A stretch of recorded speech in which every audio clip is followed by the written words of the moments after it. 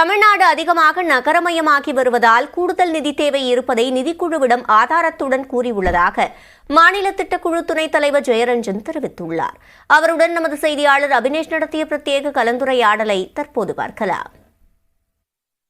இந்தியாவில் இந்த நிதிக்குழுவுடைய ரோல் எந்த அளவுக்கு இருக்கு, அவங்க அடிக்கக்கூடிய அந்த பரிந்துரைகள் மாநிலங்களுக்கு எந்த வகையிலெல்லாம் அந்த நிதி பகிர்வுல ஒரு ரோல் பிளே பண்ணுது? இந்த நிதிக்குழு என்ன செய்யணும், ரெண்டு வேலை செய்யணும். முதல் முடிவு ஒன்றியத்துக்கு எவ்வளோ, மாநிலங்களுக்கு எவ்வளோ அப்படிங்கிறத பிரித்து சொல்லணும். ஒன்றியத்துக்கு 40%, மாநிலங்களுக்கு 60%, அல்லது இவங்களுக்கு 40, அவங்களுக்கு 60 அப்படிங்கிறத மாதிரி சொல்லி பிரிச்சுருவாங்க. அடுத்தது பார்த்தீங்கன்னா இவ்வளோ மாநிலங்கள் இருக்குது, ஒவ்வொருத்தருக்கு எவ்வளோன்னு முடிவு பண்ணணும். என்ன, ஒருத்தர் பெரிய மாநிலம் உத்தரப்பிரதேசம் நம்மளோட 4 பங்கு பெருசாக இருப்பான், ஆனால் ரொம்ப பின்தங்கி இருப்பான்.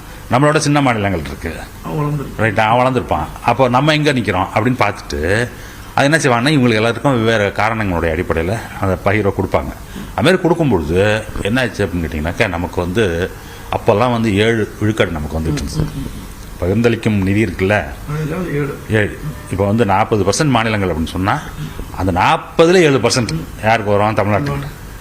அது மாதிரி இந்த 7ன்றது என்ன ஆயிடுச்சு, கொஞ்சம் கொஞ்சமாக குறைஞ்சி ஒவ்வொரு நிதி பகிர்வு குழுலையும் குறைஞ்சு 4க்கு வந்துருச்சு. நம்மளுக்கு 4க்கு வந்ததுனால என்ன ஆச்சு அப்படின்னு கேட்டிங்கன்னா, நமக்கு இந்த 5 வருஷத்தில் மட்டும் நமக்கு கிட்டத்தட்ட 65,000 கோடி ரூபாய் என்ன ஆச்சு, குறைஞ்சி போச்சு. அவங்கள்ட்டேருந்து வர வேண்டியது நமக்கு கேரளாவுக்குலாம் ரொம்ப குறைஞ்சி போச்சு. இதுக்கு மிக முக்கியமான காரணம் என்ன அப்படின்னு கேட்டிங்கன்னா, மக்கள் தொகை எண்ணிக்கை குறைய என்ன கேட்டிங்கன்னாக்கா பகிர்வு குறைஞ்சி போகுது. அப்போது நம்ம என்ன சொல்லியிருக்கோம் அப்படின்னு கேட்டிங்கனாக்கா, இந்த நிதிக்குள்ள பின்தங்கி இருக்கிறவங்களாம் நீங்கள் கொடுக்குறீங்க, 45 வருஷமாக கொடுத்துட்ருக்கீங்க. ஆனால் நீங்கள் என்ன சொல்லி கொடுக்குறீங்க அப்படின்னு கேட்டிங்கனாக்கா, அவங்க வளர்ந்து இந்த இடத்துக்கு வரணுன்ட்டு. ஆனால் என்ன நடைமுறையில் என்ன நடந்துகிட்டு இருக்கு அப்படின்னு கேட்டிங்கன்னா, இந்த எந்த மாநிலங்கள்லாம் வளர்ந்து கொண்டு இருந்தனவோ அவள் மேலும் மேலும் வேகமாக வளர்ந்துட்டு இருக்காங்க, எட்டி போய்கிட்டே இருக்குது. அவங்க என்ன அப்படியே பின்னாடியே இருக்காங்க. அப்போது என்ன, நீ வச்சுருக்கிற பிரின்சிபலில் ஏதோ கோளாறு இருக்குது என்ன, அப்போ அதை மாற்றினா தான் இதுக்கு ஏதாவது ஒரு சொல்யூஷன் வரும். அது ஒன்று பண்ணணும். நகர்மயமாதல் இப்போ இந்தியாவிலே மிக அதிகமாக அளவில் நகர்மயம் இருக்கக்கூடிய மாநிலமாக தமிழ்நாடு இருக்குது. இப்போ ஏறத்தாழ எங்கள் கணக்கு என்ன அப்படின்னு கேட்டிங்கனாக்கா, 50 விழுக்காட்டுக்கு மேலே நகர்ப்புறங்களில் இருப்பாங்க அப்படின்ட்டு. அப்போது நம்ம அங்கே உட்கட்டமைப்பெல்லாம் உருவாக்கணும். ரெண்டாவது விஷயம் என்னன்னு கேட்டிங்கன்னா, வெறும் போக்குவரத்து மட்டும் இல்லை, அவ்வளோ பேர் குடிக்கிற தண்ணி கொடுக்கணும். அதுக்கப்புறம் கழிவு நீர் அகற்றணும். அப்போ இதெல்லாம் பண்ணிடணும்ல. அப்போ எத்தனை ஆயிரம் கோடி ஆகும்? அதையும் முதலமைச்சர் குறிப்பிடுறாங்க. முன்பெல்லாம் ஒரு திட்டம் ஆரம்பிக்கும் போது மத்திய மாநில அரசோட சம பங்கு அந்த பங்களிப்பு இருந்தது. ஆனால் அதையும் மத்திய அரசு வெகுவாக அதை குறைச்சிக்கிட்டே வராங்க அப்படிங்கிறதையும் முதலமைச்சர் குறிப்பிட்டு பேசினாரு. சொல்கிறேன் இது எப்படி அப்படின்னு கேட்டிங்கன்னா, அதுக்கு இது ரெண்டாவது பிரச்சனை. மூணாவது என்னன்னு கேட்டிங்கனாக்கா, இப்போ இந்த கிளைமேட் சேஞ்சுன்னு சொல்கிறோம்ல, கிளைமேட் சேஞ்ச் வந்ததுனால என்னன்னு கேட்டிங்கன்னா, நீங்களே பார்க்குறீங்க. ஏன்னா மழை எவ்வளோ பெய்யுது, எப்போ பெய்யுது முடியல, ப்ரெடிக்ட் பண்ண முடியாது. மட்டும் இல்லை, அதோட இன்டென்சிட்டின்னு சொல்லுவோம்ல, அது ரொம்ப அதிகமாகிடுச்சு.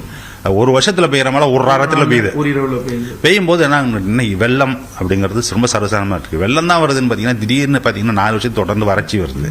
அப்போ அது மாதிரி வரும்போது நம்ம என்ன, மாநிலங்களுக்கு பெரிய பொறுப்பு வருது. ஏன்னா அவங்க மக்கள் பக்கத்தில் இருக்காங்க, அவங்களுக்கு உடனே செய்ய வேண்டியதாக இருக்குது. அப்போது அந்த இதையும் நீங்கள் கணக்கில் எடுத்துங்க. அப்போ இது எல்லாத்தையும் நீங்கள் கணக்கில் கொண்டு என்ன செய்யணும்னா, எங்களுக்கு இதெல்லாம் மனதில் வைத்துக்கொண்டு எங்களுக்கு வேறு மாதிரி நீங்கள் கொடுக்கணும் அப்படிங்கிறத சொல்லியிருக்கோம். ஆனால் உண்மையாக நதி பகிர்வுனா 41 நடக்கலை, 33 தான் நடக்குது. மீதி பணம் என்ன பண்ணுறாங்க அப்படின்னு கேட்டிங்கனாக்கா, செஸ் சர்சார்ஜும் அதில் போட்டு அவங்க எடுத்துக்கிறாங்க. நம்ம என்ன நினைக்கிறோம், நம்ம கொள்கை என்ன, நமக்கு என்ன கோரிக்கைகள் என்ன, அது நியாயமாக இருக்குப்பா, இந்த நியாயத்தை சொல்லுங்கன்னா அவர் என்ன சொன்னாருன்னு கேட்டிங்கன்னா, எல்லா மாநிலங்களும் இதெல்லாம் கேட்டாங்க. ஆனால் யாரும் அதுக்கு உண்டான காரண காரியங்களை இவ்வளவு விரிவாகவும் விளக்கமாகவும் எங்களை கன்வின்ஸ் பண்ணுற மாதிரி எடுத்துரைக்கல. ஆனால் நீ ஒன்று மறந்துடாதீங்க, நீங்கள் மட்டும் மாநிலம் கிடையாது, எல்லா மாநிலங்களும் இருக்குன்னு அவர் என்ன செஞ்சுருக்காருனாக்கா, அதில் ஒரு பொடி வச்சுட்டு தான் பேசியிருக்காரு. புரியுதா? அது எதிர்பார்த்தது தான். ஏன் அப்படின்னு கேட்டிங்கன்னா, அவங்க எல்லாருக்கும் மாணவன் தானே, எல்லாருக்கும் தான் சேர்ந்து அவங்க எழுத முடியும்.